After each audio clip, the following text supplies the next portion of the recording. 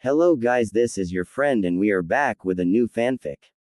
Which is What If Naruto Returns After 7 Year Part 1.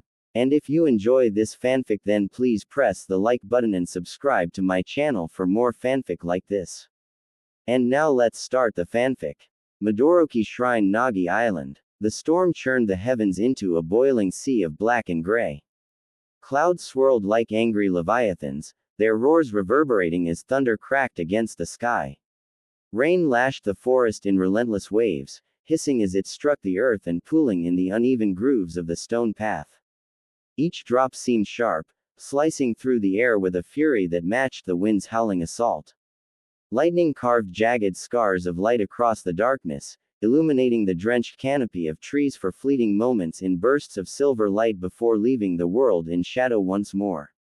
Amid the chaos, the shrine stood, weathered but unwavering. Its foundation, stone slabs fitted together with such precision that even centuries of erosion hadn't broken their unity, sat slightly elevated, deflecting the worst of the rain. The wooden beams were dark with age, polished by time and tempests long past. Dragons adorned the structure, curling sinuously along the support posts, their carved scales gleaming faintly in the intermittent flashes of lightning. Their faces, fierce and majestic, seemed to peer out into the cutting wind as if daring it to do its worst. The roof, a layered curve of weathered tiles, creaked and groaned under the pounding rain but held firm, shedding water in streams that poured off the edges like miniature waterfalls. Beneath its sheltering eaves, the air felt charged, heavy with the raw energy of the squall. A faint smell of moss and cedar lingered, battling the sharp scent of ozone carried in from the storm. Naruto sat cross-legged on the worn wooden floor, his arms crossed and a frown etched deep into his face. He wore a dark tunic and pants that clung to him, soaked from their hurried escape into the shrine.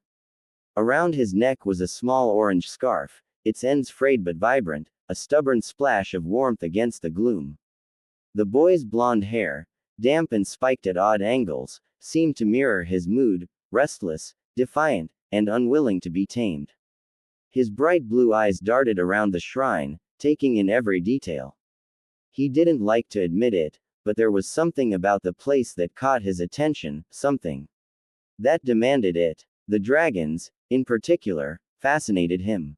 Their faces were frozen in expressions of power and calm authority, as if they had witnessed every storm and remained untouched. Naruto traced the grooves of their scales with his eyes, wondering how long it must have taken to carve such intricate patterns. The thought stirred a grudging respect for whoever had built this place, though he would never admit it aloud. But his awe quickly gave way to irritation. What's so great about a place that's falling apart?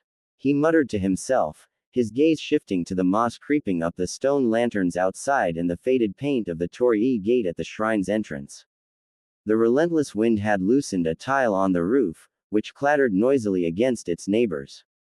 Naruto shifted uncomfortably, brushing water off his scarf and glancing at the small fire sputtering at his feet. It was pitiful, barely holding against the damp air, and its meager warmth felt like an insult against the storm's fury. His stomach growled, and he winced. The only thing worse than being stuck here was being stuck here hungry. Still, there was something strange about the shrine, something he couldn't quite put into words. It was as if the storm itself bent around it, raging against the trees and stones but leaving this patch of space untouched. The carvings of the dragons, the creak of the wood, even the hiss of the rain against the roof, everything felt alive, as though the shrine was more than just a building. Naruto's fingers tightened on his scarf as he gazed at the downpour beyond the shrine's shelter. Lightning flared, throwing the forest into stark relief. The trees bent and groaned under the wind's relentless assault, their leaves torn free and swirling like 1,000 frantic birds. He felt small watching it, not in the way that made him feel weak but in the way that made him feel aware. The world was big, too big. And here he was, a boy in a broken shrine, caught between fascination and frustration. He huffed, his breath fogging in the cool air, and turned his eyes back to the fire. This is pathetic, he grumbled, poking at the damp wood with a stick. How is this supposed to keep us warm? It's more smoke than fire. He threw the stick down with a sharp huff and crossed his arms. And this shrine, it's barely holding together. We could have found something better if we'd kept going. From the shadows beyond the firelight, a low chuckle broke through the sound of the rain. Naruto's gaze snapped up, catching the faint outline of his master reclining casually on the wooden walkway outside the shrine's inner chamber. The man lay sprawled on his back, one arm tucked lazily behind his head and the other holding a sake bottle loosely by its neck. His silhouette, cast by the flickering firelight, danced across the beams above him, the play of shadows giving his figure a ghostly, almost otherworldly presence. Better, huh? His master drawled, his voice light and teasing. Oh, little prince, sometimes the better thing isn't what you find. It's what you make. He tilted the sake bottle slightly, watching the drops of water streak down its sides as if they were racing. Naruto scowled at the nickname, a flicker of irritation flashing across his face.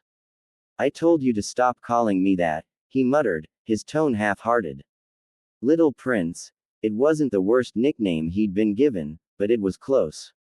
He knew exactly why his master used it, too.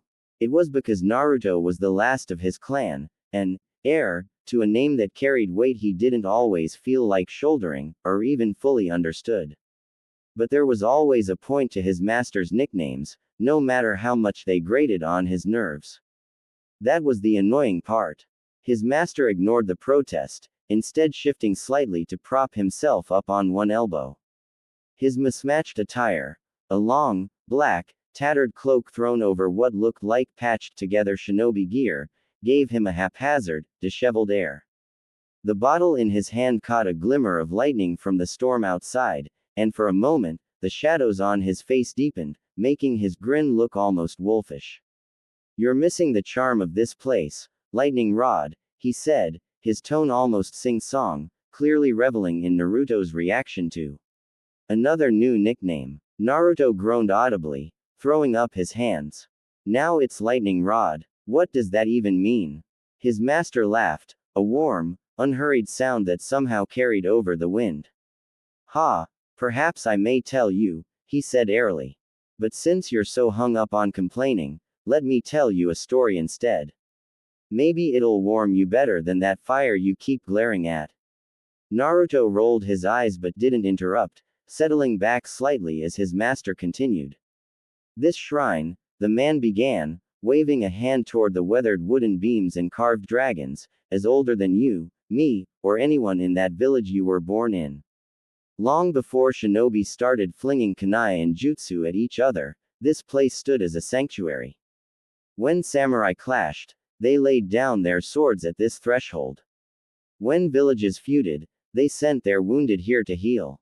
Even the gods themselves, if you believe the old tales, found this place neutral ground.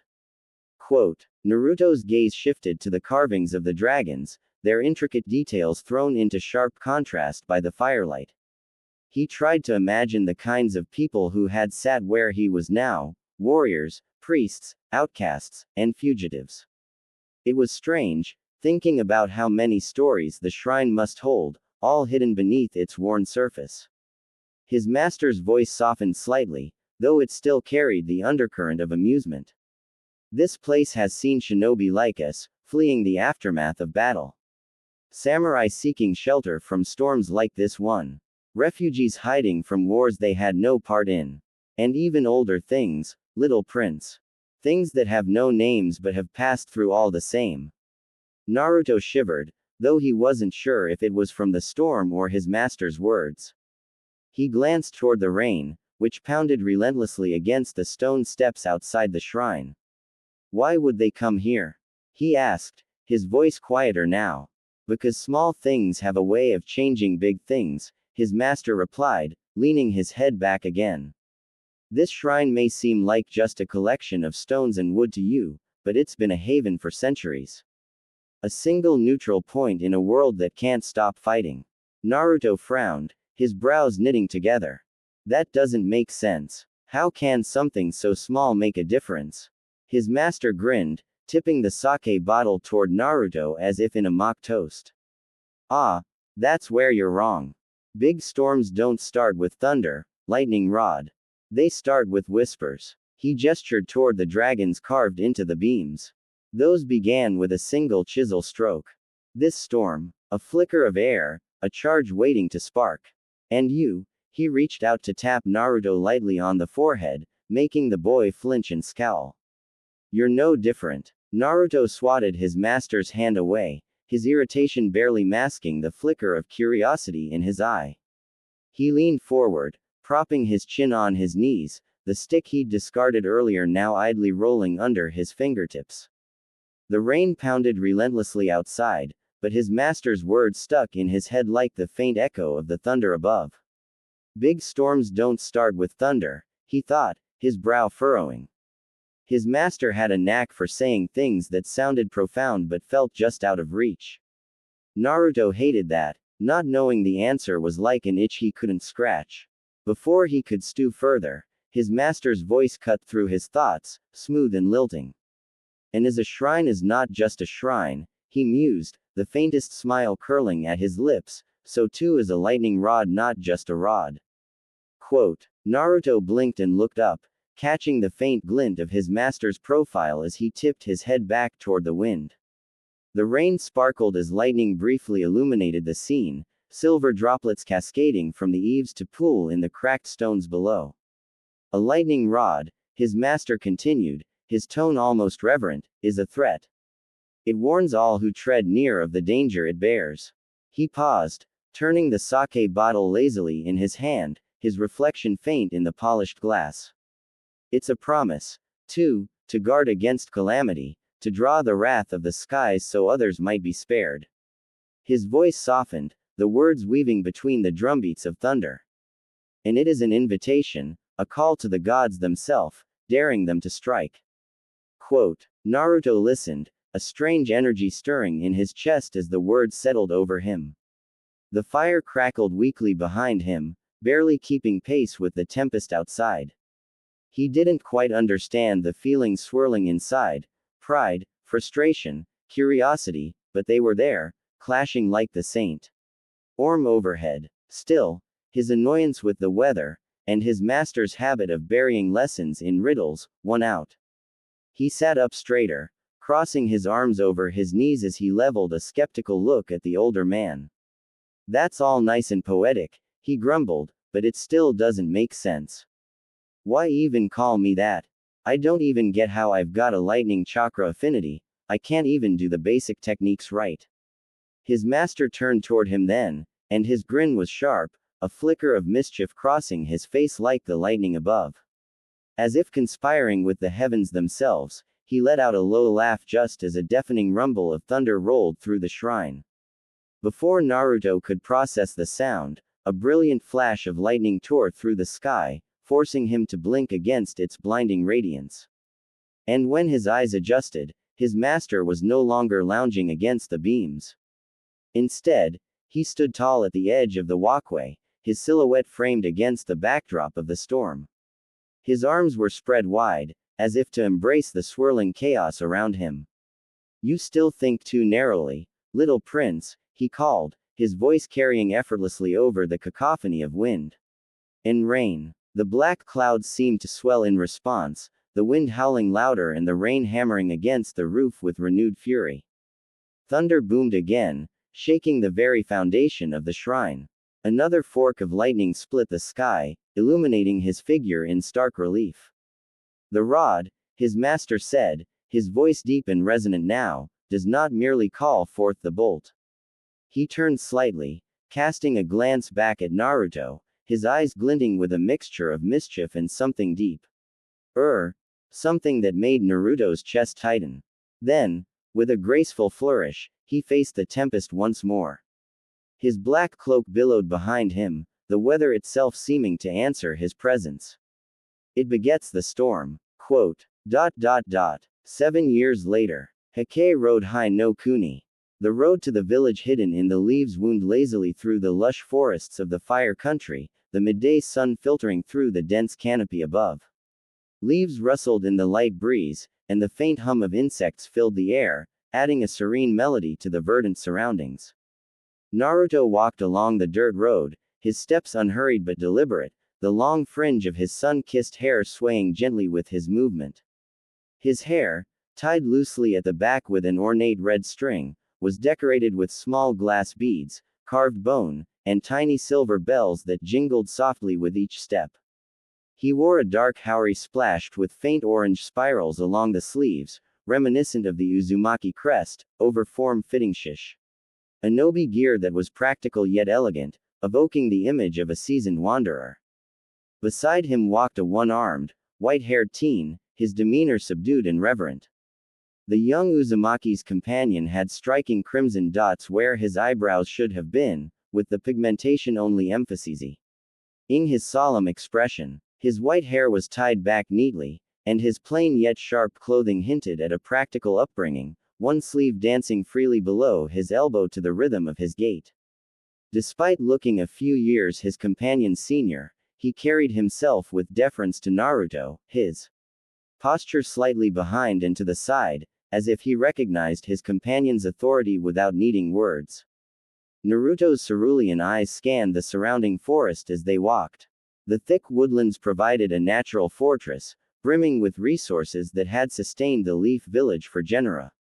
Tions. The land itself seemed to exude prosperity, from the lush greenery to the fertile soil. This environment wasn't just a defense but an invaluable source of economic wealth. Merchants and nobles could visit Konoha without the hardships faced by other hidden villages, a fact that had shaped both its culture and its power. His thoughts wandered to the jagged peaks of Lightning Country, where the village hidden in the clouds perched atop impossible heights.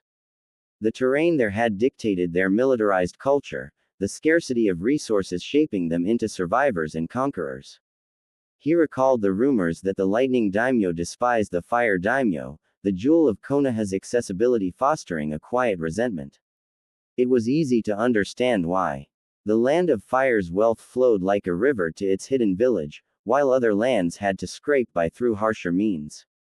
He drifted further still to the deserts of Kase no Kuni, so stark and barren compared to the fire country's abundance.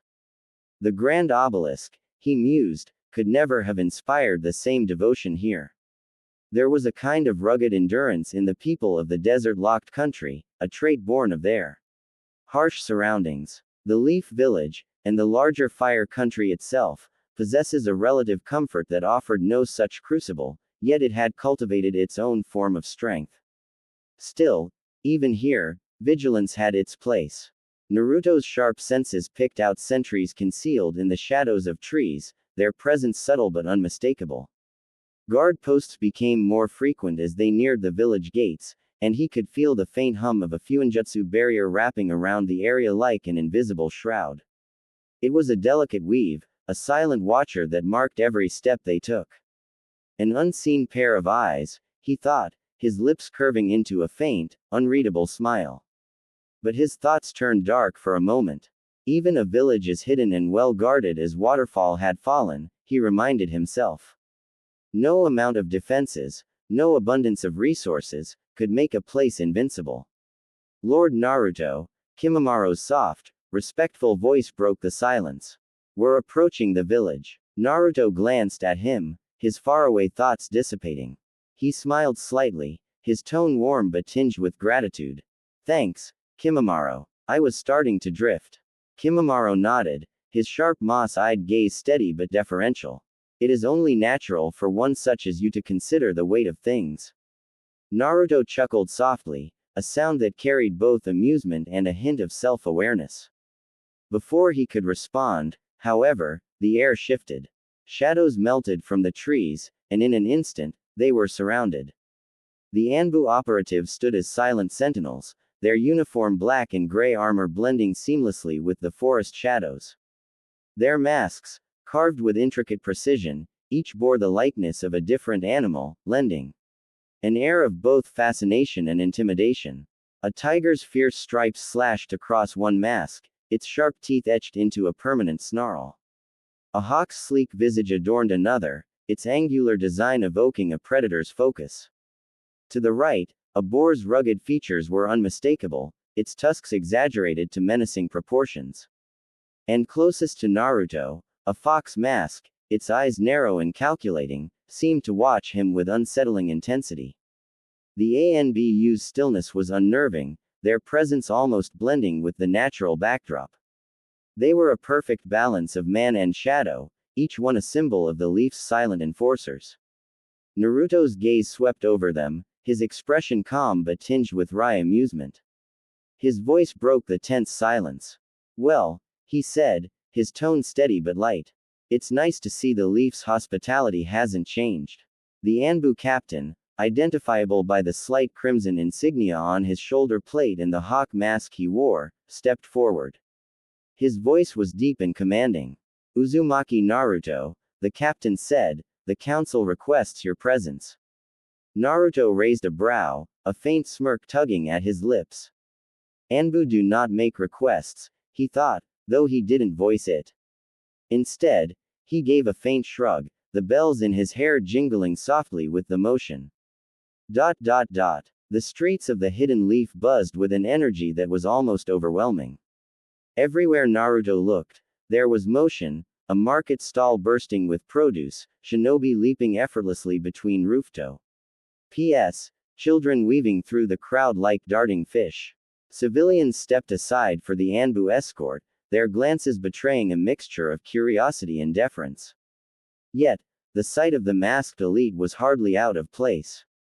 In a village where the military and civilian lives intertwined so deeply, such displays of authority were as common as the shadows cast by the watchtowers.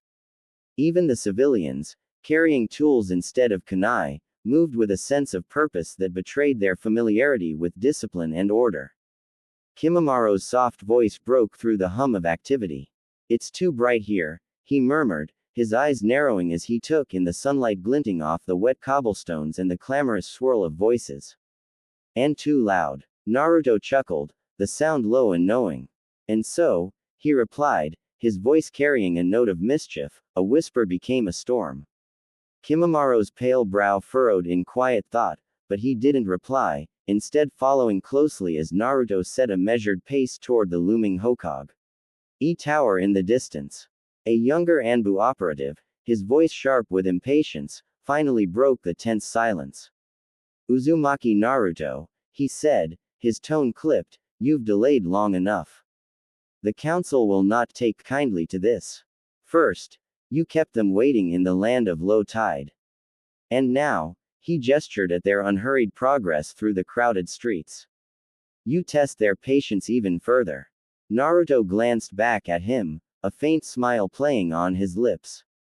"Ah," he said smoothly, "but that depends on what standard you measure the delay." The operative stiffened. "The standard of urgency," he replied tersely. "The council doesn't summon someone lightly." Naruto tilted his head thoughtfully. "Do they?" he mused. "I wonder what they truly know about me. Do they even know if I am not some wandering civilian? For all their supposed intelligence, I'd wager the council isn't privy to anything the Toad Sage's network produces that is deemed fit for the hawk. Age's ears alone, of which any information of my person undoubtedly is categorized. I could very well be an untrained vagrant. Or perhaps," he paused, a glimmer of mischief in his eyes. "For all they know, I could have broken my leg along the way, delaying my return.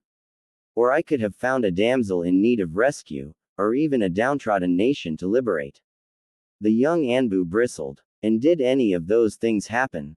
Naruto's grin widened, his tone teasing. "Of course not. I'm surprised the Anbu program fosters such an active imagination." Several of the other masked operatives chuckled softly, their amusement unmistakable even through their masks. The captain gave a low, approving laugh, but, as evidenced by his low growl and taut posture, the younger operative Appa Rentley was scowling, clearly unamused. Naruto turned his attention to Kimamaro, whose seafoam green eyes roved over the bustling streets. "Kimamaro," he asked, "what do you know of the ANBU's history?" "Only that they are more dangerous than most," Kimamaro replied evenly. "Beyond that, I know little." Naruto nodded, his gaze flicking briefly to the disgruntled Anbu. "The ANBU's roots stretch back further than the village itself," he began. Before the Hidden Leaf, there was chaos, the clan wars era. Among the clans, there were small, talented groups who couldn't match the bloodline limits or economic might of the larger clans. But they focused on the pure essence of being shinobi: deception, subterfuge, fear.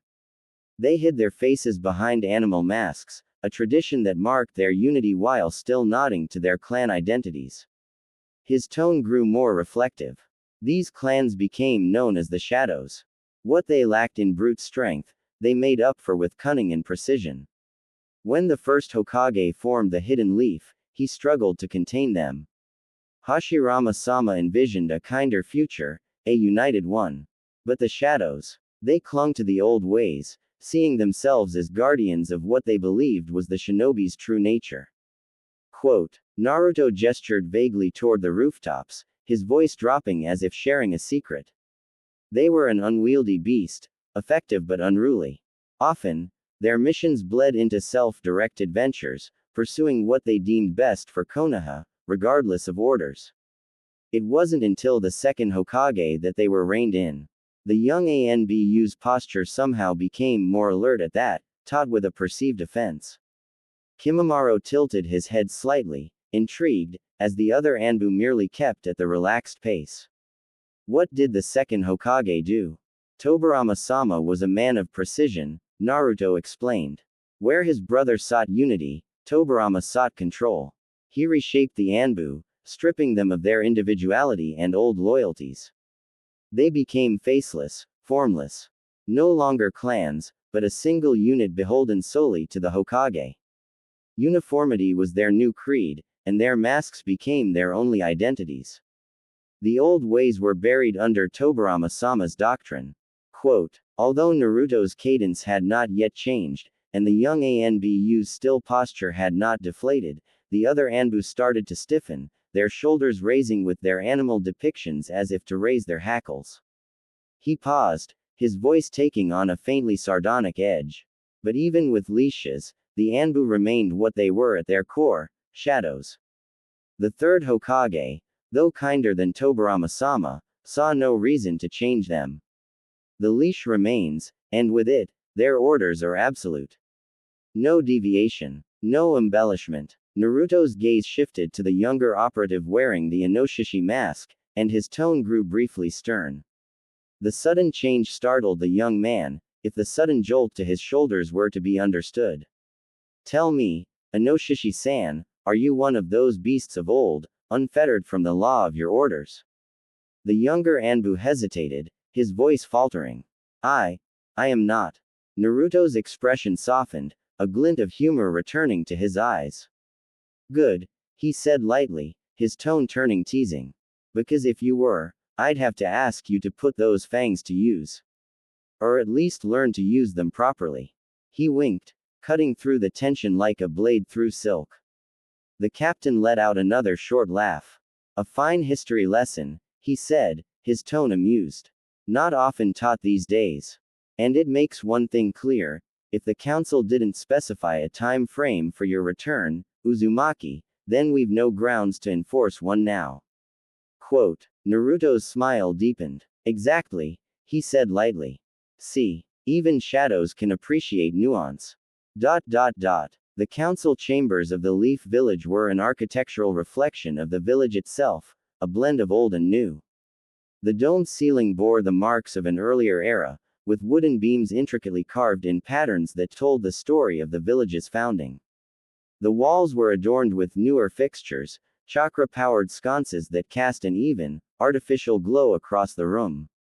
The chamber's floor was tiered, designed to signify hierarchy, with the higher tiers reserved for the noble shinobi clans and the lower tiers for the civilian representatives and lesser officials. At the center stood a circular table with enough gravitas to match the weight of the decisions made. Naruto's eyes swept the room as he entered, his gaze drifting from one occupant to the next. The full council was present, as expected. The shinobi representatives dominated the upper tiers, the Hyuga, Nara, and Kurama clans, with the empty seat of the Uchiha clan a silent reminder of its tragedy. See absence. Clan heads from the lower ranks, like Sume Inuzuka and Shibi Aburame, sat a tier below, their expressions ranging from bored to mildly curious. The operational leaders of the village were present too, the Anbu commander, the Jonin commander, the chief physician, and others who oversaw the village's day-to-day military operations. The lowest tier held the civilian council, wine merchants, landholders, and others whose wealth afforded them influence in the village's affairs. Naruto couldn't help the wry smile tugging at his lips as he considered their presence. A village born of war, beholden to merchants and farmers. It's absurd. Why should the Lord of Fire's hidden blade answer to a grain merchant? Then again, his eyes flicked to the lively streets he'd walked through earlier. Calling this ostentatious, sprawling city a hidden blade is probably stretching it. Naruto's entered the chamber, his steps unhurried. He caught a few surprised glances from those who hadn't seen him in years. He'd left the village a scrawny, wide-eyed child, now he stood before them taller, stronger, and exuding a confidence that was hard to ignore. Shibi Aburame adjusted his glasses, his quiet voice barely audible over the murmurs. Time has certainly refined him. Refined. Sume Inuzuka muttered, her lips curling into a grin. More like sharpened. That kid always had a bite. 7 years gone, Shikaku Nara mused, his sharp eyes narrowing as he studied the blonde teen. And yet he strolls in here as though he never left. How troublesome. Naruto's lips quirked as he caught snippets of their murmurs. He paused at the center of the room, casting a long glance at the council members before raising a hand in a mock salute. Good to see everyone again. I hope you didn't miss me too much. It's been, what, 7 years? I'm sure you all kept busy without me. The civilian council members bristled at his casual tone, while the shinobi representatives exchanged faintly amused looks. The Anbu captain stepped forward. Council members, he announced formally, Naruto Uzumaki has appeared, as ordered. A civilian council member, a balding man in fine robes, stood abruptly, clearly unimpressed. And not a moment too soon, he said sharply, his voice laced with irritation. This delay is unacceptable. A summons from this council is not to be taken lightly, boy. Naruto tilted his head, his expression one of exaggerated confusion. Boy, what? 7 years and I'm still, boy. At this rate, I'll be, kid, when I'm 50. He let the sarcasm linger before continuing, his voice lilting with mock curiosity. But tell me, am I being summoned for some heinous crime? If so, I'd love to hear the charges. Just imagine the scandal. The man's face reddened, but Naruto didn't give him a chance to retort. Wait, don't tell me, I stole someone's lunch, didn't I? Or maybe it's treason because I didn't write. You know, postal services are surprisingly unreliable when you're traveling. A ripple of amusement passed through some of the shinobi present, though they quickly masked it. Naruto continued, voice carrying a lilt of mockery, though his expression remained composed. I am, after all, merely a citizen of the Fire Nation, not a shinobi. Whatever authority over the third Hokage's weapons you may believe to be yours to wield does not extend to one of the Fire Lord's citizens. His smile deepened, its sharp edges cutting across the chamber. Unless, of course, you are here to levy a criminal charge against me. The man's face reddened, but before he could reply, Danzo Shimura spoke from his position among the village elders. You have been a ninja since birth, Uzumaki, he said, his gravelly voice cutting through the room. By precedent and long-standing decree, you are the property and responsibility of this village. Naruto's expression didn't falter, but his thoughts sharpened. Shimura Danzo, a danger above the rest. Not that a room filled with war-breathing shinobi could ever be called harmless, but him. He's the shadow you fear even in the dark. Naruto turned his attention to Danzo, his grin sharpening even further. Property, you say? That's a bold claim, even for you, Shimura-sama. But I'm afraid you'll have to cite something stronger than vague decrees. You see, during my absence, or should I call it my sabbatical, I had plenty of time to brush up on a few things. Like the Bill of Rights of Hai no Kuni. He gestured lazily toward the Civilian Council. And the Charter of Civilian Rights. Fascinating documents, really. Did you know that even the Great Hidden Leaf, as the fifth arm of the Fire Lord's military, is subject to those laws? No citizen can be compelled to answer a summons like this without cause. High crimes and misdemeanors, yes. But a random meeting for what I can only assume is your entertainment. That's a gray area at best. Danzo's eyes narrowed, a flicker of irritation crossing his features. Naruto, sensing the reaction, pressed on, his voice taking on a mockingly thoughtful tone. So, unless this is the prelude to a criminal charge, which, honestly, I'd find hilarious, I'm left wondering by what authority you've summoned me here. You're not accusing me of something, are you? The silence in the room grew heavier, broken only by the soft creak of a chair as someone shifted. Danzo leaned forward slightly, his gaze cold and calculating. You misunderstand the nature of.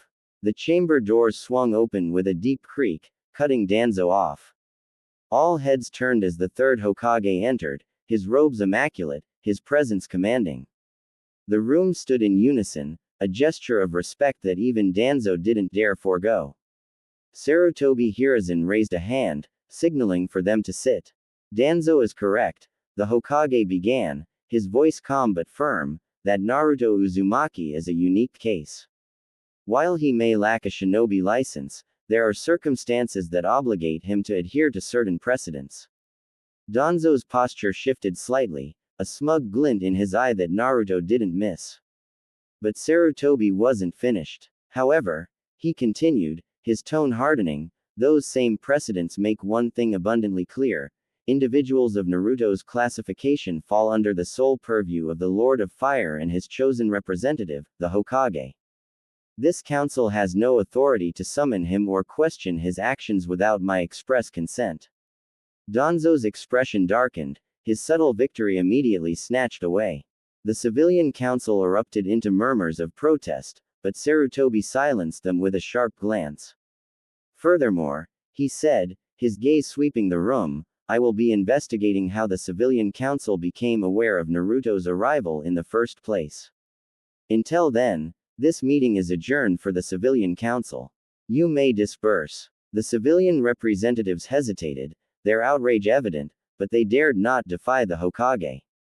One by one, they filed out, leaving the shinobi representatives and the elders behind. Naruto leaned back slightly, his expression inscrutable but inwardly amused. Well played, old man. Sarutobi turned his attention to Naruto. Now, let us discuss the matter for which you were truly summoned. Quote, the chamber was still alive with tension as Naruto stood before the assembled shinobi council. The room, dimly lit by artificial lanterns, was filled with an array of faces, stern, curious, and cautious. At the head of the room sat the third Hokage, Hiruzen Sarutobi, his gaze warm yet commanding. Naruto noted how the old man's robes of office seemed heavier than they should, the weight of years and leadership etched into his posture. Naruto's lips curled into a whimsical smile, though his eyes betrayed none of the mirth. Quite the gathering for little ol' me, he quipped, his voice light as air. What's the occasion? Surely not just a welcome home party.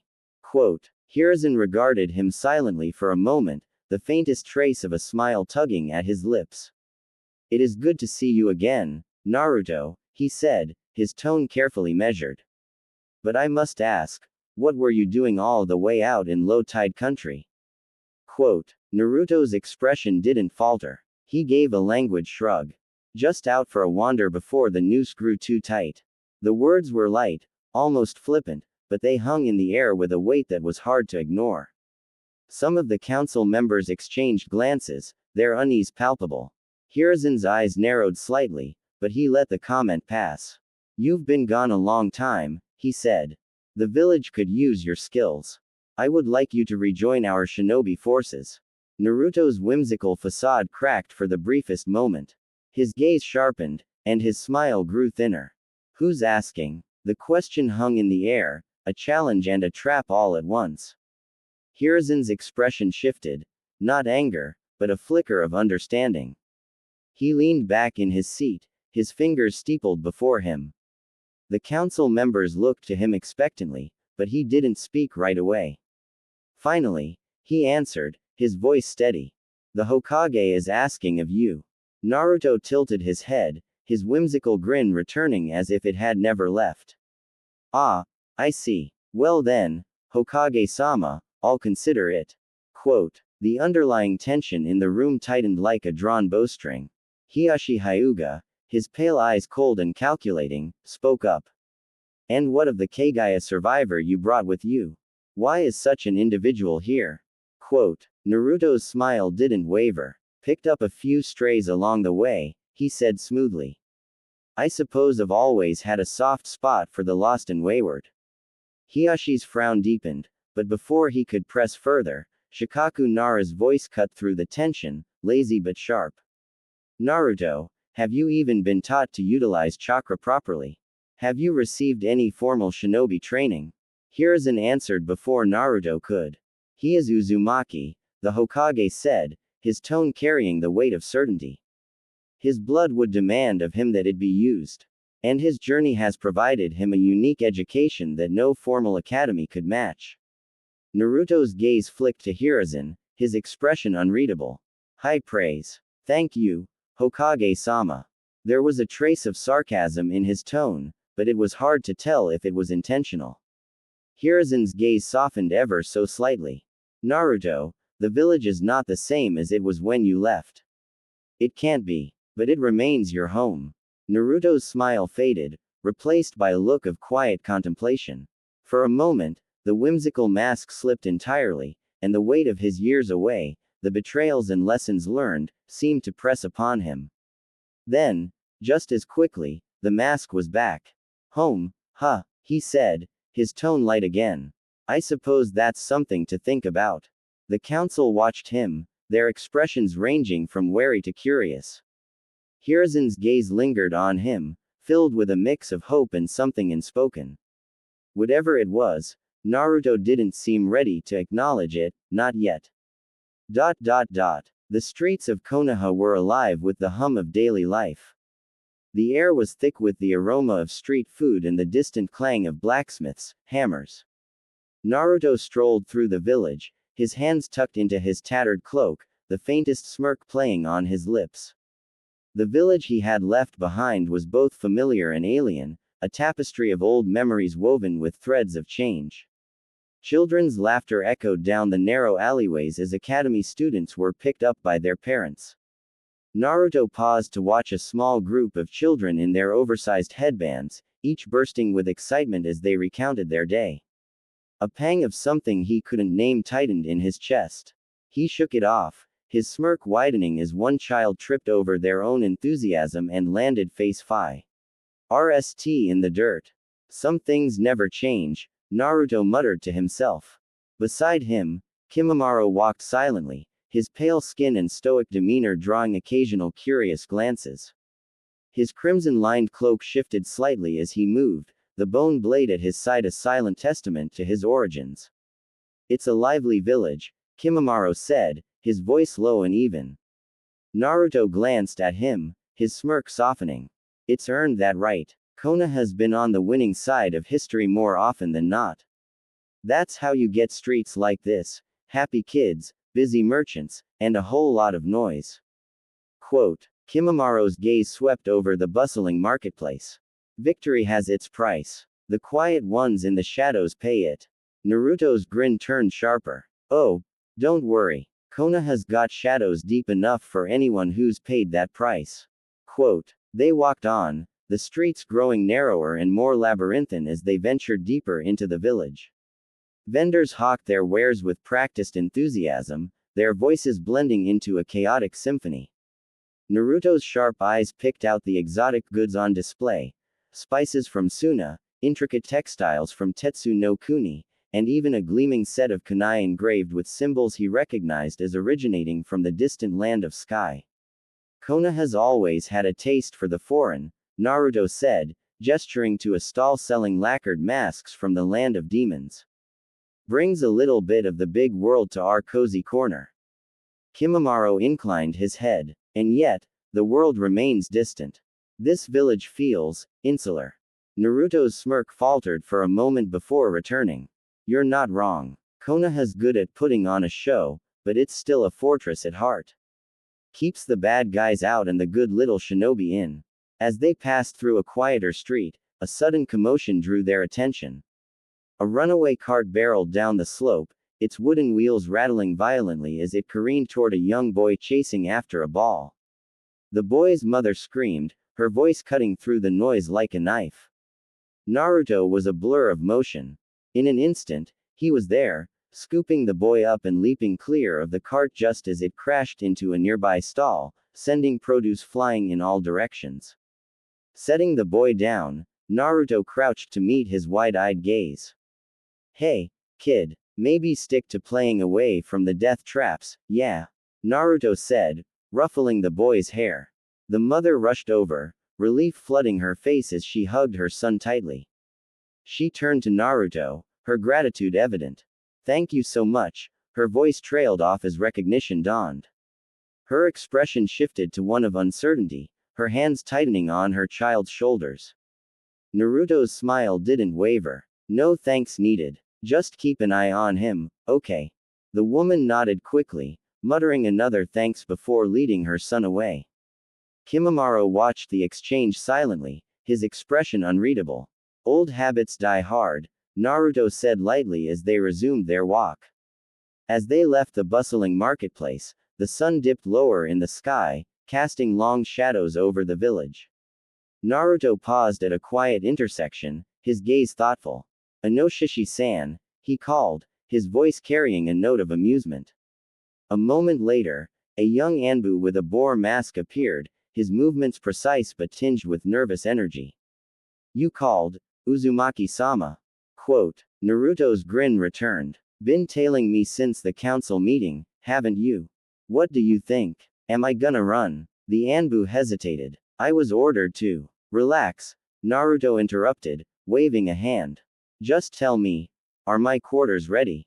The Anbu straightened. Yes. The Uzumaki compound has been made available for your use. He paused before adding, thank you, for the history lesson earlier. My senpai were grateful. It's not something we've been taught since the fourth's passing. Naruto's expression shifted, a flicker of something unreadable passing over his face. The fourth Hokage, huh? The butcher of Iowa. He shook his head slightly. Everything I've read says he was soft-spoken. Kind. Men like that, he trailed off, his smirk returning. They're the most dangerous of all. The Anbu tilted his head slightly. He was also called the king of the low places. Quote. Naruto's brow furrowed. I don't think I've heard of that one. Before the younger Anbu could respond, a second figure appeared. The captain from the council chamber emerged from the shadows, his presence commanding. Namikaze Taicho understood the old ways, he said. He was the first Kage to have come from the corp. Naruto raised an eyebrow, his curiosity piqued. The captain gestured for him to follow. Come, I'll take you to your clan home. Quote. As they walked, Naruto's thoughts swirled, the weight of the day settling over him. The village, his past, and the looming shadows of the future all pressed in, but he kept his head high, his grin sharp. The maze of Konoha was vast, but Naruto had always thrived in places where others lost their way. As they neared the Uzumaki compound, the change in atmosphere was palpable. The streets grew quieter, the sounds of the bustling village giving way to an eerie stillness. The compound itself was sprawling, surrounded by high walls that bore the faint traces of the Uzumaki crest. Though it had been maintained, the air of abandonment was hard to miss. For a fleeting moment, the worn gateway of the Uzumaki compound resembled the rust-colored arch of a shrine torii. Despite the clear night sky, Naruto thought he could smell the crack of ozone in the air. The sensation was fleeting but vivid, the kind of moment his master had once described as a spark, a tiny force that could kindle something far greater if nurtured.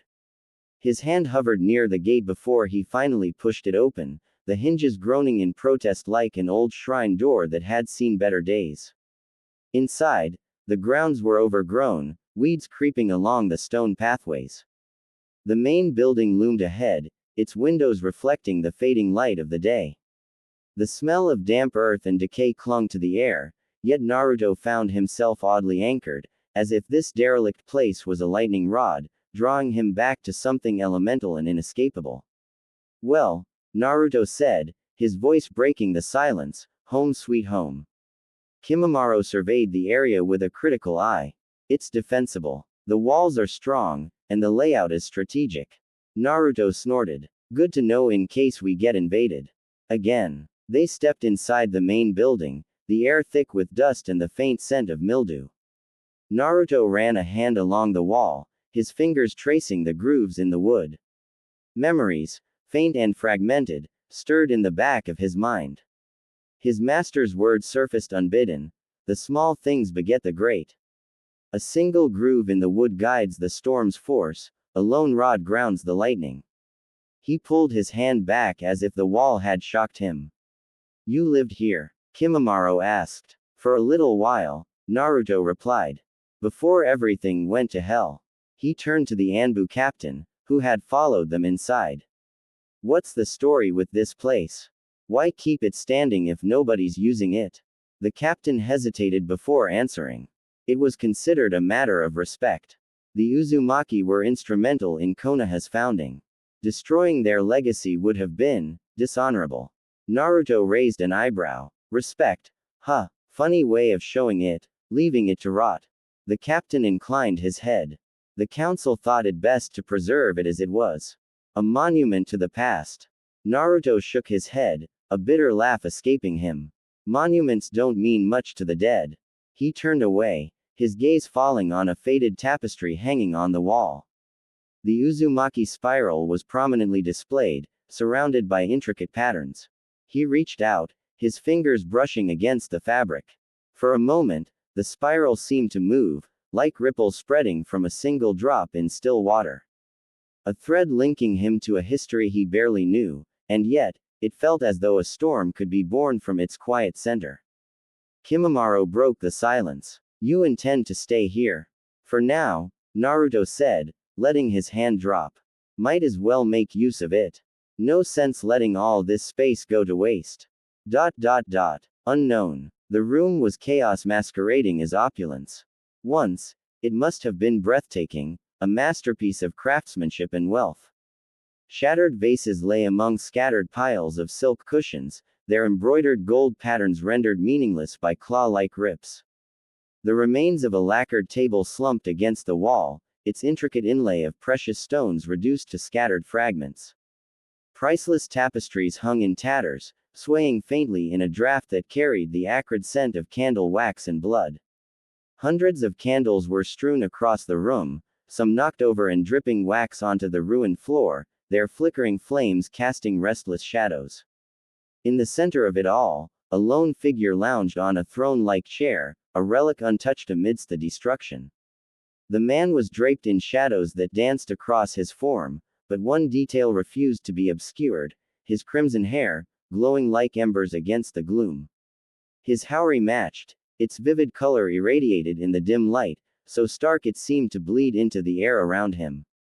One arm rested on the throne's armrest, while the other held something aloft, a severed head.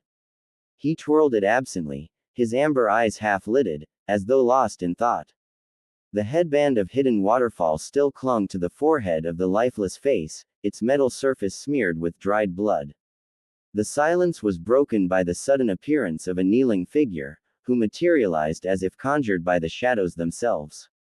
The man knelt low, his forehead nearly touching the floor, his loose kimono parting to reveal a tapestry of tattoos that seemed alive under the candlelight.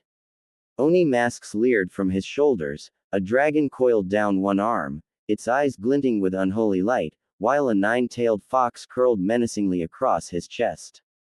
The figures shifted with each subtle movement, as though straining against the confines of his skin. His clenched fist rested against the ground, the kanji for one, inked starkly on the back of his hand. He remained silent, waiting. The man on the throne finally lowered the severed head, tilting it as if considering its expression. Then, with a lazy wave of his hand, he signaled for his servant to speak. My lord, the kneeling figure began, his voice measured and reverent. Reports from the elemental nations are as follows. The samurai armies of the Land of Iron march on the borders of the Land of Hot Water. Territorial disputes continue between the Wind and Earth daimyo, escalating near the neutral zones. The Land of Snow has officially declared the tyrant Dodo Kazuhana as its daimyo. And the newly formed Kurigakure continues its aggressive political agenda to claim the sea routes near the Land of Wave. The crimson-haired man remained silent, his expression unreadable, as though the world's conflicts were no more than distant whispers. The kneeling man hesitated for a moment before continuing. There is one more matter. Orochimaru of the White Snake has approached us, requesting an alliance. A flicker of amusement crossed the man's lips. It was gone as quickly as it appeared. He twisted his body, draping himself languidly across the throne's armrests. With an almost careless flick of his wrist, he tossed the severed head toward the kneeling man, the macabre object rolling to a stop before him. The servant raised his head slightly, his lavender hair catching the candlelight, his amber eyes lifting deferentially. The necklace of a circle containing an upside-down triangle dangled from his neck, glinting faintly. My lord. The man in crimson opened his eyes briefly, his tone dismissive yet laced with quiet command. Do what you wish of these matters, kill who you think is required, subvert whatever is necessary. He paused, turning his head slightly to meet the servant's gaze. But kill the Sanin. His arrogance galls me. Quote. He sighed, closing his eyes again, as though the effort of giving instructions had wearied him. None of the rest is of interest to me. The servant lingered a moment longer, his gaze unwavering. Rising gracefully, he turned to leave, but paused mid-step. The boy has returned to the Leaf Village. The crimson-haired man shifted slightly, as though to dismiss the matter outright, but his servant's words made him pause. His voice dropped to a grim monotone. He interests me even less. That black-cloaked bastard made sure of that. With that, the crimson-haired man reclined further into the throne, his focus drifting away, leaving only the oppressive silence of the ruined room to swallow the faint flicker of the candles. End of chapter 1. There it is. Very excited about this. I would appreciate any feedback or criticism, especially a comment with any theories people might have. I have always appreciated in the great author Neon Zenjutsu's works that they include a section at the end of their chapters teasing future scenes, and have included a similar style teaser below. Naruto stood in the center of the Shinobi Council chamber, his wrists bound in chakra-suppressing cuffs that glinted dully under the cold light of the room. His hair, no longer neatly kept, cascaded in wild spikes, framing a face hardened by defiance. Though bound, his presence loomed large, his piercing gaze locking with the assembled elders. At the head of the room, Tsunade Senju stood tall in her Hokage robes, the iconic hat perched on her head. Her expression was a mix of exasperation and concern, lines of fatigue etched into her features. Danzo, seated with an air of cold detachment, watched Naruto with the calculating gaze of a predator. Then I will go myself, Naruto declared, his voice sharp enough to cut through the murmurs that pled through the council. Several members exchanged uneasy glances. Danzo's single visible eye narrowed. Foolishness, he muttered under his breath, but his words carried weight in the tense atmosphere. Tsunade slammed her hand down on the table, the sound reverberating like a gavel. Damn it, Naruto, what you're asking for is impossible. The room fell into a stifling silence. The weight of her words hung heavy in the air, pressing down on everyone present. Even the most hardened shinobi shifted uncomfortably in their seats. Naruto lowered his head, his hair obscuring his eyes as a low, unsettling laugh escaped him. It was a sound that sent a chill through the chamber. Slowly, he raised his head, and his fiery blue eyes met Tsunade's. I didn't think you would be so foolish, Senju-sama, he said, his voice soft yet laced with an edge that made even seasoned council members falter. Danzo stiffened, his face betraying a rare flicker of alarm. What did you do, Tsunade? He demanded, his tone accusatory but tinged with genuine concern. Naruto stepped forward, the chains on his cuffs clinking faintly. To challenge the impossible of an Uzumaki, he continued, his voice gaining strength. The room seemed to hold its breath, an unfamiliar tension crackling in the air. Then, like a storm breaking, a thick, jagged bolt of black energy descended upon Naruto, as if the heavens themselves had been Kaie. To bear witness. The council chamber shook with the force, the air heavy with the scent of ozone and power. When the light faded, Naruto had disappeared, his cuffs shattered on the floor and his defiance unmistakable. The council could only sit in the still silence that had been left in wake of the bolt, held captive by the storm that had erupted before them. Then, all at once, instincts were roped around their hesitation and strangled the last vestiges of awe, and the shinobi jolted into action. Find Naruto Uzumaki at once and bring him back. Tsunade ordered to the surrounding shinobi. If he gets away, he will single-handedly invite the fourth shinobi war to Konoha's door. The stark white trees of the massive forest stretched endlessly in every direction, their bleached trunks glowing faintly under the dim light filtering through the canopy. Naruto crouched on a thick branch high above the ground, every muscle taut and trembling with exhaustion. His breath was shallow and controlled, but each inhale burned in his chest. The stillness around him was oppressive, the silence broken only by the distant rustle of leaves, a sound he couldn't tell was natural or engineered by his master. He clenched his fists. 4 hours, he thought bitterly, scanning the labyrinth of ghostly trees. The exercise had begun innocently enough, or so he'd believed. They'd been sparring, his punches clumsy and ineffective against his master's relentless critiques. Then, with a sudden kick that had sent Naruto hurtling across the clearing, his master had snarled, "You don't even know how to throw a poo. NCH, boy. We're playing hide and seek." Naruto had instantly known he was in for it. His master wasn't just skilled, he was impossibly devious. And now, after stepping on dozens of explosive seals, getting doused in honey bombs, narrowly dodging swinging logs, and almost falling prey to paralysis matrices and pit traps, Naruto felt like he'd been run ragged. But worse than the exhaustion was the creeping dread that had slithered into his chest an hour ago. It gripped him now, icy fingers tightening around his heart. He couldn't explain it, he wasn't in danger of dying. His master might be brutal, but Naruto trusted him not to kill him outright. And yet, what if these traps aren't his? The thought struck him like a kunai to the gut. He tried to shake it off, but his mind spiraled. How could he have set up so many in such a short time? What if someone else got here first? What if someone's incapacitated him or killed him? His breath hitched, his heart pounding so loudly it drowned out his thoughts. What if he's already dead? The dread surged, his lungs heaving in shallow bursts, his vision swimming.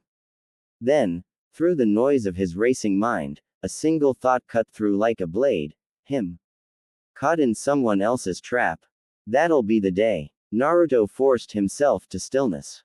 His hands, trembling moments before, slapped the sides of his thighs, and he plastered on a grin.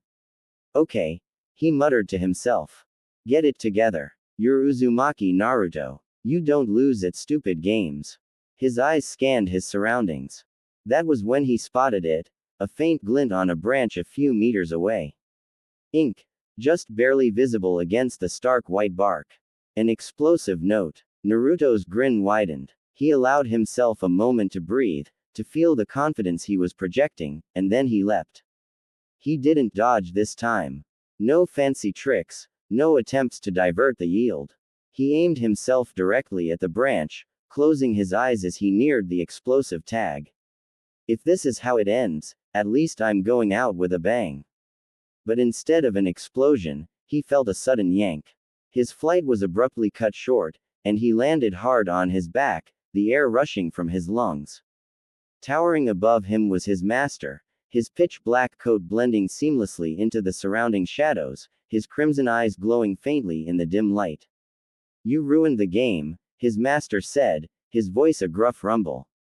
You weren't supposed to figure it out until it got dark. Naruto, still catching his breath, grinned cheekily up at him.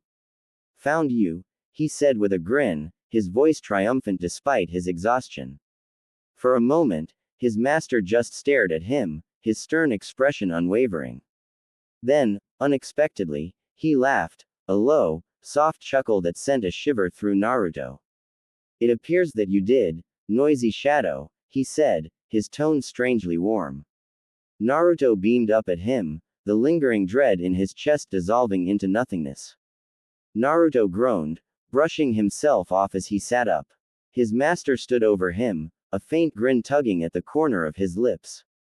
Well, his master asked, his voice calm yet expectant. How did you figure it out? Naruto blinked, then shrugged nonchalantly. Figure it out? Was there a point to all this? I just figured if I got knocked unconscious, even you couldn't make me keep running around this stupid forest. Quote. The grin on his master's face twitched wider for a moment before fading into his usual calm expression. Jumping right at the danger to solve the problem rarely works as well as it may have today, he said quietly. Naruto felt a pang of unease at the sudden shift in his master's tone. Before he could reply, the atmosphere darkened. His master's presence changed, becoming colder, heavier, oppressive.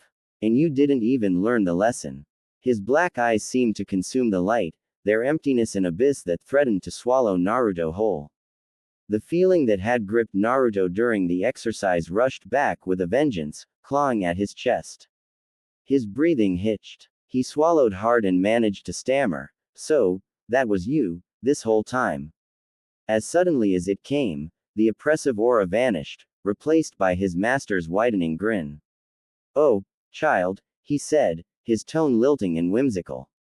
You flatter me. Were I truly in hiding, you wouldn't have even seen that explosive tag. Naruto's shoulders sagged with relief, though he was still wary. His master's moods were as unpredictable as the traps littering the forest. His master crouched down, his black coat folding around him like shadows pooling on the ground. His voice grew softer, taking on the rhythm of a storyteller. A shadow is not quiet, nor unmoving, he began. A shadow is unassuming. To silently stalk someone, you cannot cast too large a presence, they would notice you at a glance. Yet you cannot force too small a whisper, for even the dullest mind senses the unnatural. Quote. Naruto furrowed his brow, trying to keep up with the riddle. No, a shadow is a reassuring tree, swaying slightly in the wind, his master continued. A shadow is a falling leaf, its movements seemingly erratic but always purposeful. When you master your presence, you can wander unaided, invisible. Naruto stared at him, the words stirring something deep inside him. And when you master that, his master's black eyes locked onto Naruto's, and for a brief moment, the oppressive dread returned, a wave of cold washing over him. Your will may take the form of any weapon you deem necessary. The words hung in the air, heavy and foreboding. Naruto felt his heart pounding, his body tense yet still. He wanted to laugh, to brush off the intensity, but something about the way his master said it made him stay silent. His master straightened, his grin back in place. For now, noisy shadow, he said, his tone light again, I suggest you take that wisdom and find your footing before the next game begins. Naruto gulped and nodded, already dreading what the next game might entail. Present time. Root base number 5. Konohagakure. The room was steeped in darkness, lit only by a dim lantern hung from the low ceiling. The glow caught on the edges of a bloodied blade lying between the kneeling operative and his master, Shimura Danzo. The blade was impossibly straight and cold, its crimson-streaked steel reflecting the faint flicker of light. Danzo's one visible eye bore into the masked figure kneeling before him, who continued his report with the measured cadence of a soldier. It has been a week since the snake Sanin was last sighted following the attack, the operative stated, his voice calm but tinged with the gravity of his words. The methods of communication with Orochimaru normally at our disposal remain incooperative. Efforts to re-establish contact have yielded nothing. Danzo remained silent, his fingers tapping against the arm of his chair. His gaze briefly flickered to the bloody blade on the floor before he gave his next order. Send more troops, he commanded, his voice like the grind of steel. Focus on his known laboratories. If the snake is dead, plunder everything of value, records, samples, experiments. No detail is too small. Quote, as the words left his mouth, a dozen of the silent, masked figures behind the reporting operative melted into the shadows, disappearing to execute his will. The room fell quiet once more, save for the faint hiss of the lantern's flame. Danzo leaned back, his eye narrowing in thought. It's as if he was swallowed whole, he muttered to himself, the weight of the blade seeming to bear down on the room. Orochimaru was cunning, too cunning to have been caught unawares. The devastation reported from his last known fortress surpassed even the madness of the snake. Brutality without cause, precision without purpose. It wasn't just Orochimaru's death, it was the deliberate annihilation of everything connected to him. Danzo's thoughts turned. Could it have been one of the Fire Lord's samurai generals? He dismissed the notion almost as quickly as it had come. Hito-sama had no history of action against Orochimaru, and the samurai lore lacked the flair for the grotesque excess the reports described. Another village, perhaps, but none had both the opportunity nor the inclination. The salamander loyalists in AIM were too scattered and ragtag, and no other village had the resources or motive for such a calculated strike. His eye narrowed further, the shadow across his face deepening. A thought crossed his mind, too dark to ignore. Could it be one of the Tenno? He murmured. His hand gripped the armrest of his chair tightly before he shook his head slightly. If it were one of them, their reach would have been unmistakable. Yet the possibility lingered. Snapping himself from his reverie, Danzo turned his attention back to the operative. The Jinchuriki, he said abruptly. What of him? The masked figure straightened. He has kept mostly to the outskirts of Training Ground 42, training with his Kagaya companion. In the marketplace, he has been observed haggling with foreign merchants.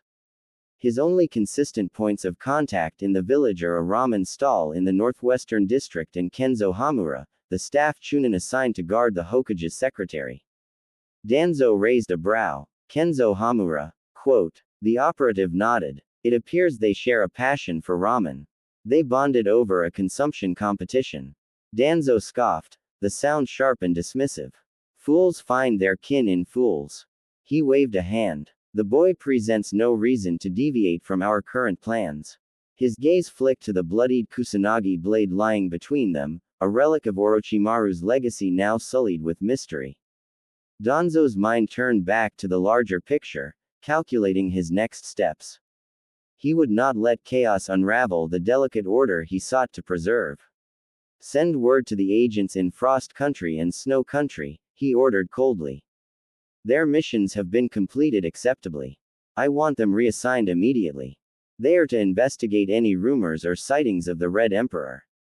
The masked operative bowed deeply and disappeared into the shadows, leaving Danzo alone with the dim light, the bloody blade, and his growing unease.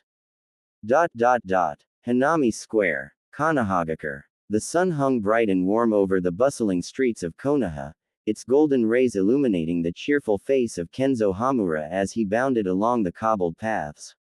He was a young man of wiry build, his leaf headband tilted slightly on his messy brown hair, and a slice of toast clamped between his teeth as he hurried through the village. Despite his obvious rush, there was a buoyancy to his steps that spoke of his good mood. He waved to a shopkeeper setting out goods and even saluted a passing patrol of chunin, his words muffled around his breakfast. Morning, Kenzo-kun, called an elderly granny perched outside her home, a polished red apple in hand. Kenzo skidded to a halt, reluctantly pulling the toast from his mouth. Good morning, Granny Tsubaki. Quote. She extended the apple to him. Here, take this. You're looking a bit skinny. Gotta keep your strength up. He laughed, scratching the back of his head. Thank you, but I'm already running late. Maybe tomorrow. Before she could insist, he bowed slightly and darted off again, toast in hand. Not 5 steps later, the florist's daughter, Harumi, caught his eye as she arranged bouquets outside the family shop. She leaned on the flower cart with a knowing grin. Hey, Kenzo, what's the gossip from the tower today? Kenzo held up a hand in mock defeat as he jogged backward. Sorry, Harumi. No time. Late, late, late. She huffed but smiled, shaking her head as he disappeared into the crowd. Kenzo reached the Hokage's tower in record time, practically skidding to a stop as he pushed through the entrance.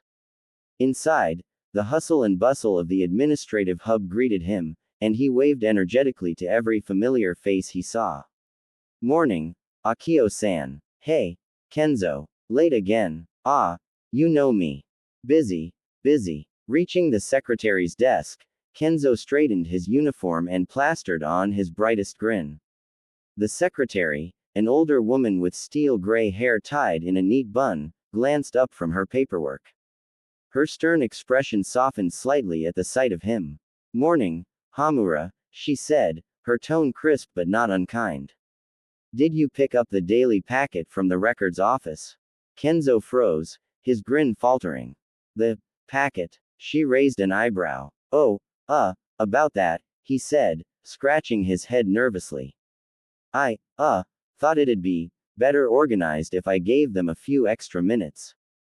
Be right back. Before she could respond, Kenzo was already backing out of the room, giving a hasty wave before appearing down the hall. The secretary chuckled softly, shaking her head as she turned to the other Chunin guard stationed nearby, a burly man named Daiki.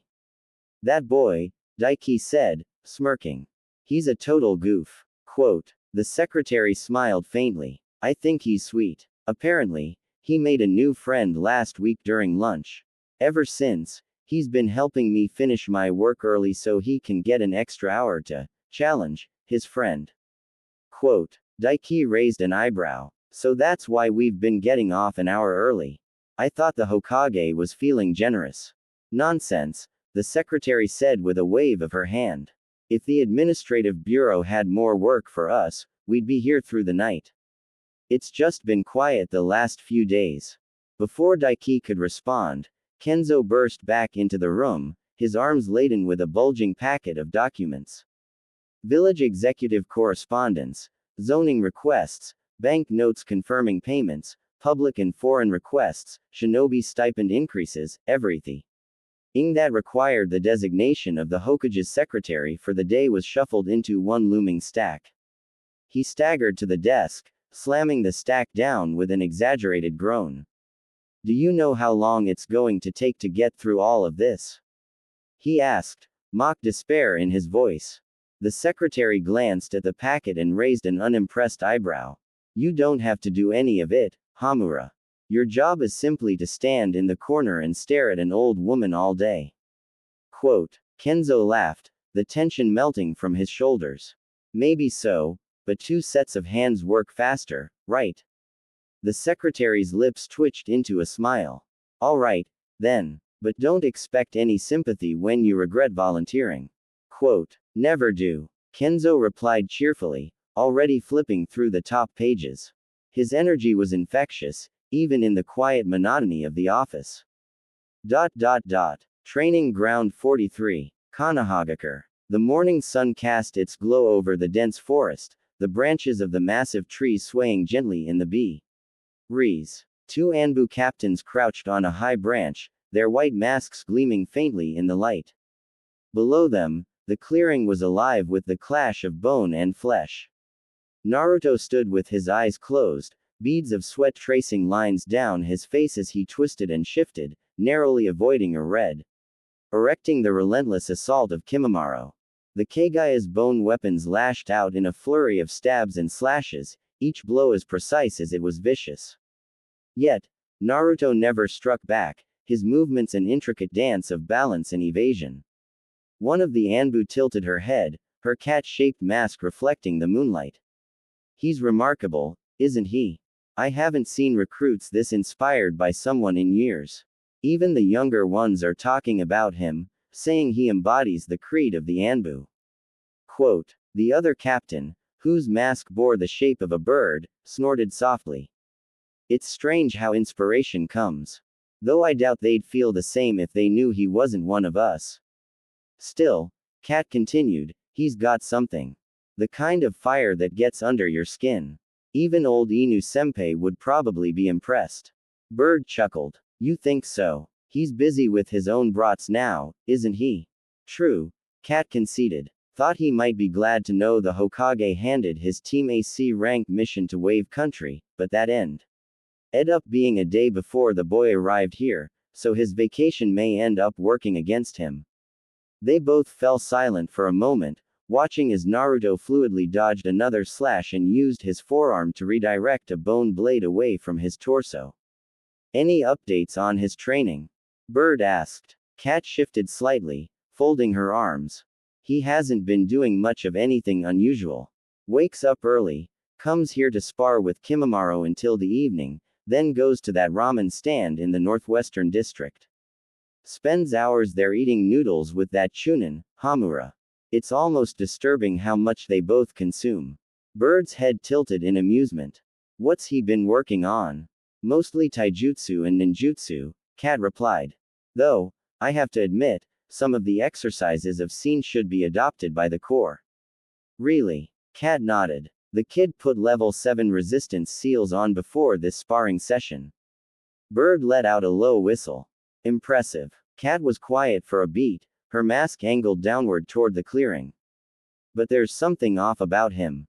Oh, Bird's tone carried mild curiosity. He seems to struggle with interacting with the villagers, Kat said. Doesn't talk to anyone but Hamura. No contact with other shinobi. And the third is getting nervous. Naruto's been delaying their scheduled discussion for days now. Nervous? Bird echoed, turning to face his comrade fully. Kat hesitated, then sighed. Our standing orders are to watch and report if there's any indication of escalation. But there's been nothing. The kid sticks to a strict routine: spar, eat, sleep. Bird nodded slowly, his gaze fixed on Naruto below. And yet something feels off, Kat admitted, her voice lower. It's like he's waiting for something. Or hiding something. Before he could continue, a third Anbu landed silently on the branch behind them. His mask, shaped like a hawk, glinted sharply in the moonlight, commanding immediate attention. Do not deviate from the strict law of your orders, Hawk said coldly, his voice like a blade through the still air. The two captains stiffened and nodded in unison. Kat hesitated for a moment before lowering her head. Understood, sir. Hawk's gaze lingered on Naruto below, his tone firm. We were not tasked with questioning the boy's behavior. We observe. Nothing more. Yes, sir, Bird and Kat replied in unison, though an undercurrent of unease lingered in their silence as they turned their attention back to the clearing. Below, Naruto spun away from another strike, his movements growing sharper despite the fatigue etched on his face. The sound of bone clashing against redirected strikes filled the air, a testament to his resolve.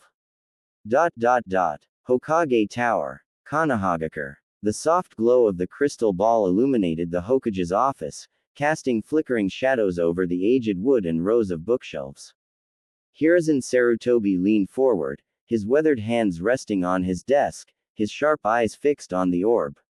Within its surface, the image of Naruto Uzumaki sparring with Kimimaro came to life, the boy twisting and contorting to avoid bone blades with his eyes tightly shut. Hiruzen's lips curled in a small, proud smile, though his brow furrowed with the weight of hidden sadness.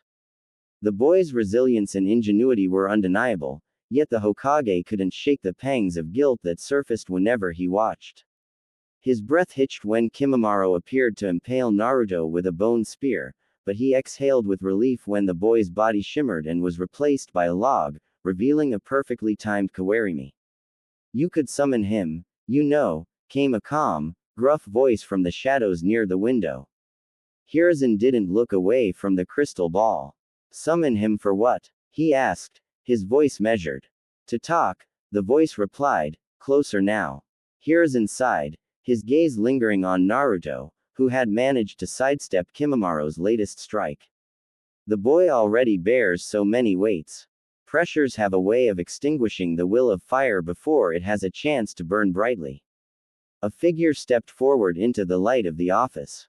Broad-shouldered and clad in the standard shinobi uniform, the man crossed his arms. His face was partially obscured in shadow, though his beard caught a glint of the crystal's glow. Hiruzen continued, his tone quiet but resolute. Naruto is not just an ordinary boy. He has obligations as a son of the Uzumaki clan, though few acknowledge it. He lives under the ever-looming presence of Danzo, whose ambitions have never strayed far from him. There are those who hate him for his heritage, who see him as a symbol of something they cannot forgive. And then, the Hokage's voice trailed off, his words heavy with unspoken meaning. After a moment, Hiruzen drew in a slow breath. He carries a burden no child should bear. I won't push him. Not now. The boy is clever, strong. He will tear down mountains and split seas in time. But for now, I will let him find his own way. The man by the window let out a low hum, a hint of skepticism in his tone. Are you sure this isn't just your weak heart talking? Quote. Hiruzen chuckled dryly, rubbing his temple. Perhaps it is. I am old, after all. Too old, maybe. Call it the folly of an aging man who fancies himself the grandfather of the village. He leaned back in his chair, his smile softening. Is it so wrong to want to welcome home one of my grandchildren? The other man snorted, stepping fully into the light. It was Asuma Sarutobi, his sharp features bearing a mix of amusement and affection. Well, as someone who actually is your child, I can say with authority that your old heart is definitely soft. Hiruzen scoffed, feigning outrage. You should watch that tobacco habit of yours before you cast aspersions on anyone else's health. Quote. Asuma's expression deadpanned, and he pointed at the Hokage's hand. Says the man who is literally packing his pipe as we speak. Hiruzen glanced down at his hands, which had indeed been preparing his pipe with practiced ease. He chuckled, setting the pipe aside with a resigned shake of his head. Touché, my boy, touché. Asuma smirked, leaning against the edge of the desk. So, what are you going to do about the kid? Hiruzen's gaze returned to the crystal ball. For now, nothing. I'll watch. And when the time is right, I'll be here for him. That is what a Hokage does, isn't it? Later that evening, Hokage Tower. The Hokage's tower was quiet as the late evening set in, the usual hustle of the day replaced with the steady hum of work being finished. Kenzo Hamura sat at his desk, papers spread around him like the battlefield of a diligent soldier. Across the room, the Hokage's secretary, Miss Hanaka, worked through her own stack of documents with practiced efficiency. Her glasses rested low on her nose, and her lips pressed into a determined line. A soft knock on the door interrupted the stillness. An Anbu operative entered, masked and silent as ever. Without a word, they handed a sealed packet to Miss Hanaka.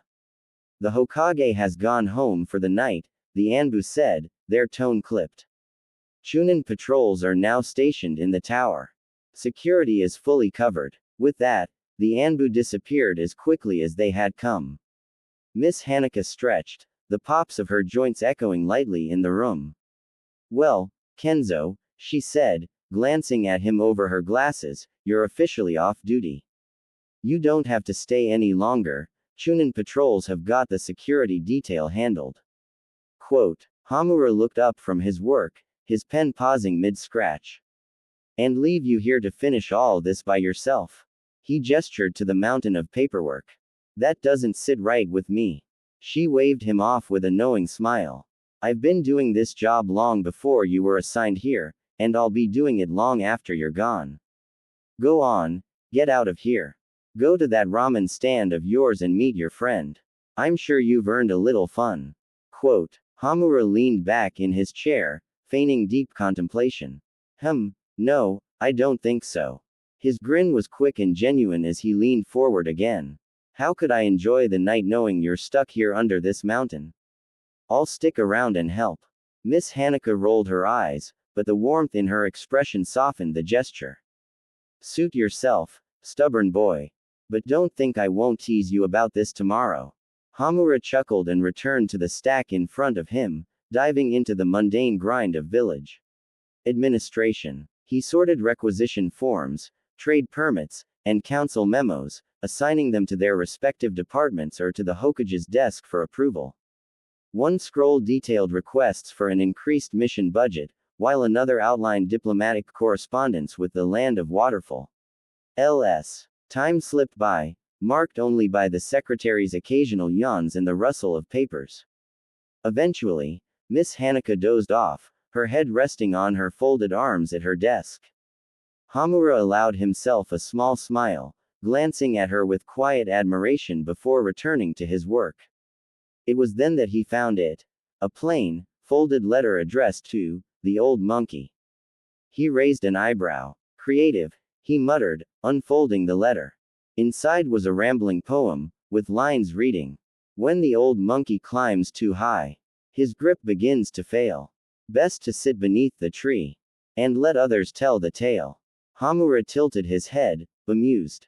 What in the world? But as he examined the page, he noticed faint indentations on the paper. His brow furrowed, and he brushed his fingers lightly over the surface.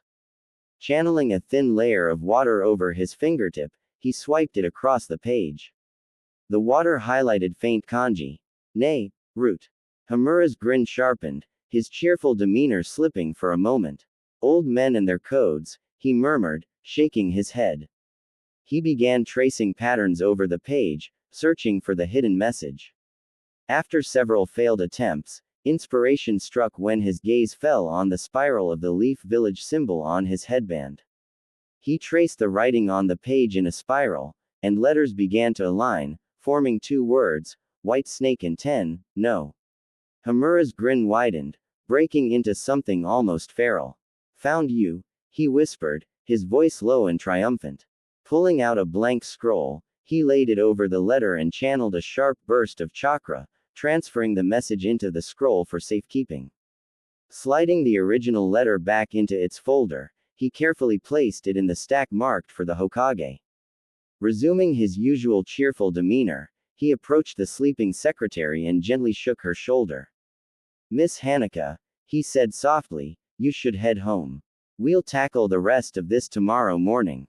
She blinked awake, rubbing her eyes. You're too kind, Kenzo. All right, I'll leave it in your hands. Quote. He helped her gather her things, walking her to the tower's exit before returning briefly to lock up. Once satisfied, he finally headed home. Hamura entered his modest apartment, a quiet space that reflected little of the village's boisterous life. He moved to his bedroom, flipping on the light. There, standing in the center of the room, was himself. An exact duplicate of Kenzo Hamura stood motionless, sealed in a stasis-like state. Intricate seals covered his body, radiating from a small slip of paper affixed to his sternum. Hamura's grin returned, sharp and calculating. He moved toward the figure, tracing a finger lightly over the seals, his mind whirring with thoughts of the encoded message and its implications. Time to see how tonight's little discovery plays out, he murmured, his voice tinged with something far less cheerful than his usual demeanor. Then, his form shimmered. Smoke enveloped him in an instant, dissipating to reveal Naruto Uzumaki standing in the same spot, his trademark grin firmly in place. He tugged on his overcoat and dusted off his pants, as if shedding the guise of Kenzo Hamura was just another part of his day. I guess it's time to meet with the Hokage, he said, his tone light but carrying an undercurrent of resolve. With that, Naruto turned and left the room, the grin never leaving his face. The air was crisp and heavy with the scent of salt, the cries of seabirds echoing faintly over the rugged cliffs of Tetsu no Kuni's northernmost point. Below the rocky outcrop, Taizen Bay stretched endlessly, its churning waters gleaming like liquid silver under the overcast sky. The bay's waves struck the jagged coast in a rhythm as relentless as the presence of the man sitting across from Naruto and his cloaked master. Ginsei was an immovable force, his posture stiff and upright as if carved from stone. His weathered face was lined with years of discipline, the kind born from an unyielding commitment to an ideal. At his side rested a plain straw hat and a wooden sword, the latter an oddity that carried an aura of menace despite its humble appearance. Naruto sat quietly, legs crossed on the bench and arms folded as he leaned back, watching the exchange with faint curiosity. His master, by contrast, lounged with practiced ease, the edge of his black cloak fluttering in the breeze as he spun a cup of tea lazily in his hands. "Ginsei-san, you wound me," Naruto's master said, his voice a rich blend of mock offense and amusement. "Here I thought we were old friends, and yet you refuse to extend a single hand when I come bearing only honest intentions." Quote, "Honest intentions?" Ginsei's voice was a deep monotone, his eyes unwavering as they bore into the man opposite him. "Do not insult me, Kyoru. I have known you long enough to recognize your honesty as a veneer for whatever scheme you are currently spinning." Quote, Kyoru's grin widened, his teeth flashing in the dim light. "Scheme is such an ugly word. I prefer to think of it as an opportunity, a chance for you to contribute to something truly remarkable." Ginsei didn't respond immediately, his face impassive. He lifted his tea, taking a deliberate sip before setting it down with a measured precision that suggested he weighed every movement as if it carried the weight of a sword stroke. "Your flowery words do little to disguise your intent," Ginsei finally said. "And I have no interest in entangling myself in your remarkable pursuits. My purpose is to guard against folly, not participate in it." Naruto's lips twitched upward at that, a quiet snort escaping before he could stop himself. He quickly masked it by pretending to cough into his hand, though the faintest quirk of Ginsei's eyebrow told him he hadn't been subtle enough. "See," Kyoru said, gesturing toward Naruto as if the boy had somehow validated his point. "Even my young apprentice finds your rigid demeanor amusing. Perhaps you should consider relaxing a little, Ginsei-san. A touch of humor wouldn't kill you." "I fail to see the humor in wasting time," Ginsei retorted, his tone as sharp as any blade. "And your apprentice would do well to learn patience instead of mirroring your flippancy." Naruto bristled slightly but held his tongue, though his master caught the shift in his demeanor and gave him a sidelong glance, the faintest nod of approval. "Patience, my dear Ginsei, is a luxury afforded to those with time to squander," Kyoru said, setting his cup down with a theatrical sigh. "But let us not waste any more of yours. I'll speak plainly. The boy is special. He has the potential to shape the world in ways you and I cannot even fathom. And for that, I need your help." Ginsei's gaze flicked briefly to Naruto, as cold and assessing as the icy winds blowing in from the bay. Naruto straightened instinctively under the scrutiny, his resolve hardening. "He is untempered steel," Ginsei said at last, looking back at Kyoru. "And steel bends or shatters depending on the hand that shapes it. You would ask me to contribute my craft, yet you remain the one holding the hammer. Why should I trust you?" Kyoru leaned forward, his playful air dropping slightly as he met Ginsei's gaze. "Because I am not the only one holding the hammer. The boy is shaping himself with every step he takes. I am simply ensuring he has the tools to strike true." The tension between the two men was palpable, a silent battle of wills that hung heavy in the air. Naruto shifted uncomfortably, his fingers tapping lightly against the table as he resisted the urge to speak. His master sipped his tea without concern, his eyes glinting with that peculiar mix of amusement and calculation Naruto had come to associate with trouble. The rhythmic tapping of Naruto's fingers against the rough wood of the table broke the silence that had settled after Ginsei's curt words. "I know what you're asking, Kyoru," Ginsei said, his tone sharper now, his eyes narrowing slightly. "You wrap your requests in fine metaphors, but I see the forge you're leading me to. I will not grant you the favor." Ginsei stood, his movements crisp and deliberate, as though the weight of his decision had already been made before the conversation began. "If that is all, I will take my leave. There are better ways to spend my time than listening to you weave riddles." "Wait." Kyoru's voice cut through the air like steel. Ginsei froze mid-step, his back still turned. Slowly, with the grace of a predator acknowledging a rival, his hand moved to the wooden sword at his side. The gesture, though subtle, was filled with restrained menace. When he turned, the cold edge of his gaze swept the table, and Naruto felt a sudden chill prickle the back of his neck. It was the same feeling he got when Shisho was teaching him about presence, that inexplicable weight in the air that made it hard to breathe. He couldn't help but shift uncomfortably, his fingers halting their tapping. His master, unfazed, offered Naruto a conspiratorial wink. Ginsei-san, before you walk away, let me ask, have you been encountering any troublesome events of late? Ginsei's brow furrowed, though he made no reply. I've heard whispers, his master continued, the voice carrying the lightness of idle gossip but the edge of a blade, about a certain bandit clan. Seems they've declared war on the Steel Saint. A grumble escaped Ginsei's lips, low and rumbling like distant thunder. Impish gnats following the scent of my horse. I'll deal with them in due time. Ah, but time is such a fleeting thing, Kyoru said, leaning back in his chair. What if I told you I could save you the trouble of chasing shadows? I know where their horde is gathering. Ginsei's gaze remained locked on him, calculating. After a long moment, he let out a slow exhale. And what would you want in return for such information? Kyoru smiled, the kind of smile that made Naruto simultaneously admire and fear his master's crafting. Only that you grant the favor I asked for earlier. There was a tense pause before Ginsei, begrudgingly, gave a sharp nod. Speak. Naruto's master gestured lazily toward the white-capped waves of Taizen Bay. Out there. Ginsei blinked, his brows knitting together in confusion. What nonsense is this? Someone, Kyoru said, twirling his teacup for emphasis, sent them a letter.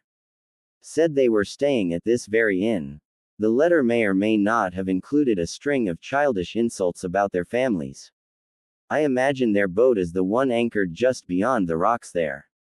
Ginsei's expression darkened. You meddling fool, he growled, his hand tightening around the wooden sword. Naruto watched with wide eyes as Ginsei's frustration reached a boiling point.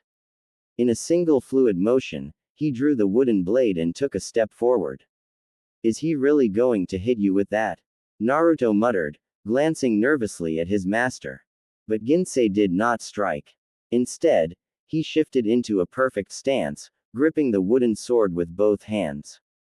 With an elegance that belied its simplicity, he brought the blade down in a single, immaculate slash. The world seemed to pause. Naruto blinked, his heart pounding as a stillness blanketed the air.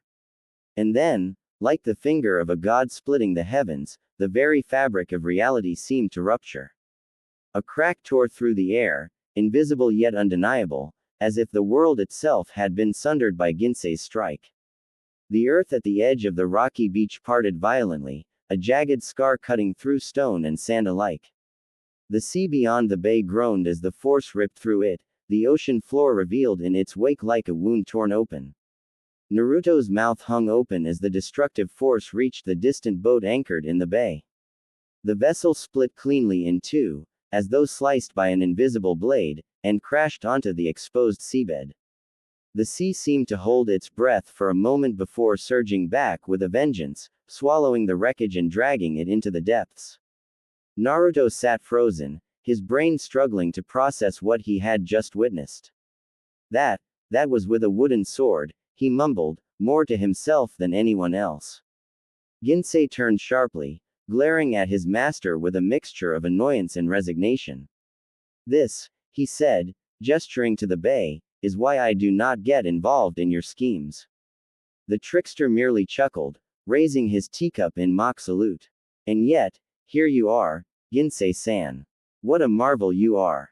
Naruto watched the interaction with newfound awe, a single thought echoing in his mind. I want to learn how to do that.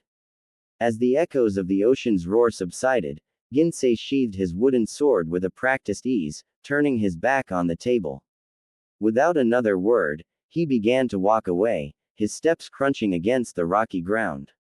I'll need a week to set things in order, Ginsei called over his shoulder, his tone curt. Don't make me regret this, Yurei.